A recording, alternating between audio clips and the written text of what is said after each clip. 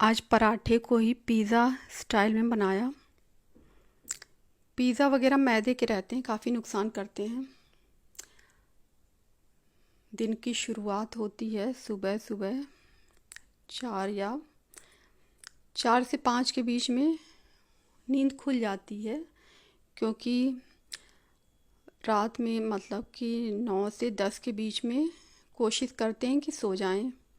और पूरा दिन नहीं सोते तो नींद भी जैसे ही बिस्तर पे लेटेंगे बस 5-10 मिनट में बहुत गहरी नींद आ जाती है।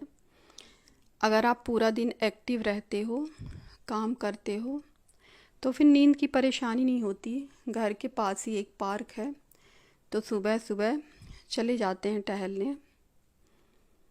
बहुत सुकून मिलता है सच में। इतने सारे पेड़ पौधे हैं। अब तो पेड़ों से भी बात करते हैं हम। कई पेड़ हमारे दोस्त बन गए हैं। एक पीपल का वृक्ष है। हमें कभी भी परेशानी हुई तो हमने उससे बातें की हैं। और सच मानिए, ये पेड़ पौधे ना सच में आपको समझते हैं। और सिर्फ आप मतलब इनसे आपको पॉजिटिव एनर्जी ही मिलेगी और समस्या का समाधान भी मिलता है।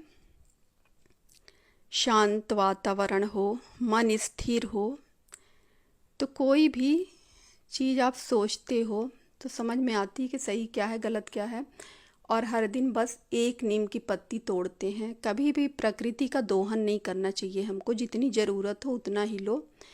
नीम की एक पत्ती तोड़कर खाते हैं हर दिन।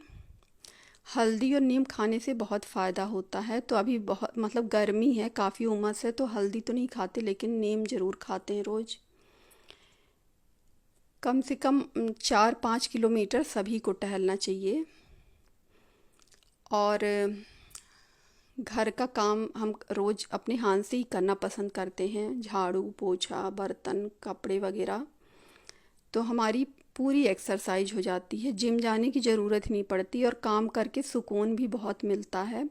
क्योंकि जितने अच्छे तरीके से हम अपने घर को साफ रख सकते हैं, और दूसरा क्या करेगा।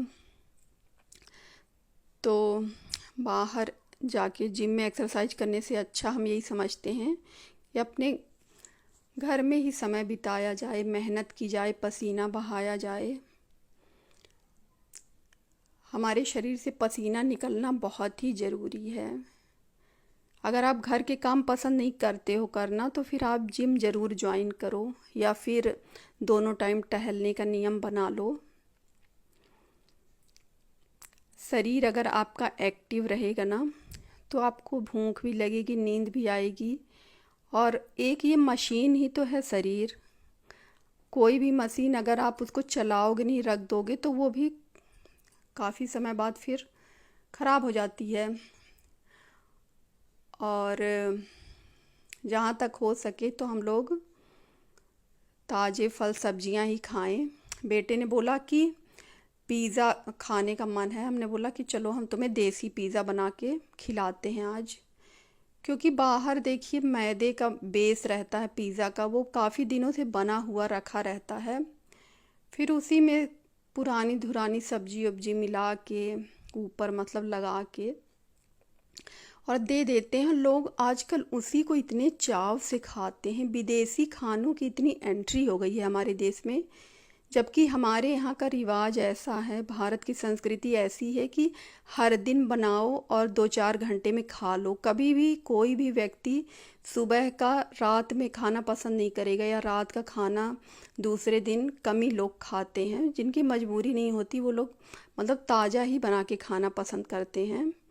और हमारे यहाँ तो जैसे गांव वगैरह में पहले हमारी दादी लोग ना बताती हैं कि शुरुआती दिनों में वो लोग हर दिन पीसती थीं गेहूँ, और उसकी फिर रोटी बनाती थी। और इतनी एक्टिव कि क्या बोलें। अंत समय तक हमारी सास भी और दादी भी अपने जीवन में पूरा काम करती रहीं, एक्टिव रहीं। ना कोई मतलब बाहरी दिखावा करती थी, और ना ही कोई फैशन न कुछ, लेकिन बहुत खुश रहते थे ये लोग। और आजकल हम लोग दिखावे के चक्कर में बाहर का खान पान रहन सहन सब अपनाते जा रहे हैं, अपनी संस्कृति को भूलते जा रहे हैं। इसीलिए बीमारियां भी देखिए आ रही हैं लोगों को ज़्यादातर। तो मेहनत करना बहुत ज़रूरी है। पहले हमने सब्जियों को काट लिया, फिर ये एक सभी के पास होगा तो इसमें काफ़ी छोटे छोटे पीस कट जाते हैं सब्जियों के। तो बस ये चॉप कर लिया सब्जियों को। अब इसको आटे में मिला के और थोड़ा नमक और थोड़ा तेल डाल दीजिए, और आप मिर्च, धनिया, मसाला जो भी डालना चाहते हो वो डाल लो। और इसका थोड़ा रोटी से बनाने से मतलब थोड़ा गीला बैटर होना चाहिए, और बस तवे पे डाल दो, नॉन स्टिक तवे पे। तो हम लोग देखिए बाहर की चीज़ों को आजकल ज़्यादा प्राथमिकता दे रहे हैं, खान पान, रहन सहन, हर चीज़। तो इससे क्या होता है कि हमारी जो संस्कृति है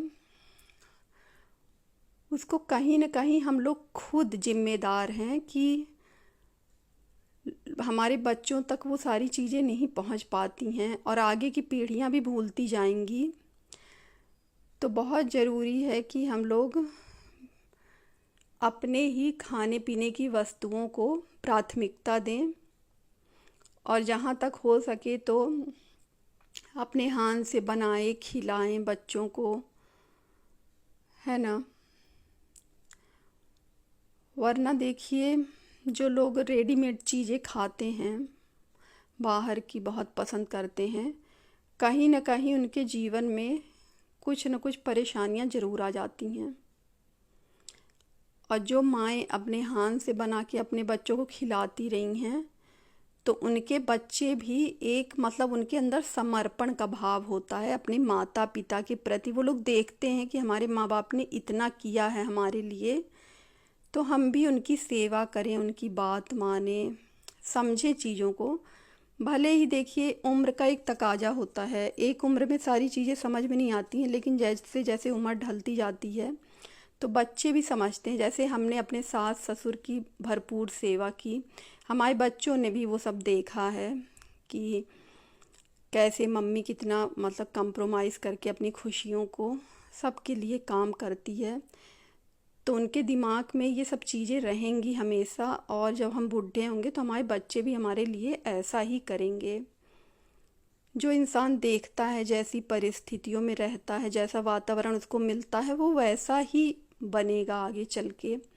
हम भी पहले बचपन में काफ़ी शैतानी वगैरह करते थे, नहीं समझते थे जब, लेकिन जब हमारे अंदर समझदारी आई तो इतना सबके प्रति समर्पण का भाव है। पति बच्चे एक दो शब्द कह देते हैं तब भी हमको कोई फ़र्क नहीं पड़ता, क्योंकि हमारी ज़िंदगी इन्हीं के कारण खुशहाल हो सकती है। घर के व्यक्ति अगर खुश हैं तभी सब कुछ आपके जीवन में अच्छा होगा। अब पांडे जी को भी वही बैटर रखा था तो उनके लिए पराठा बना दिया। अब वो इतने खुश तो नहीं हैं, लेकिन क्योंकि हमने बहुत खुशी से बनाया है ये भोजन, तो वो खा के अभी खाते वक्त तो उन्हें अच्छा नहीं लगेगा, लेकिन जब उनके पेट में ये जाएगा, पचेगा, तो उनको एक खुशी महसूस होगी, और वो कहीं ना कहीं हमारे प्रति कृतज्ञ ज़रूर होंगे। लेकिन उनका ध्यान तो टीवी पे ज़्यादा रहता है, खाने पे कम।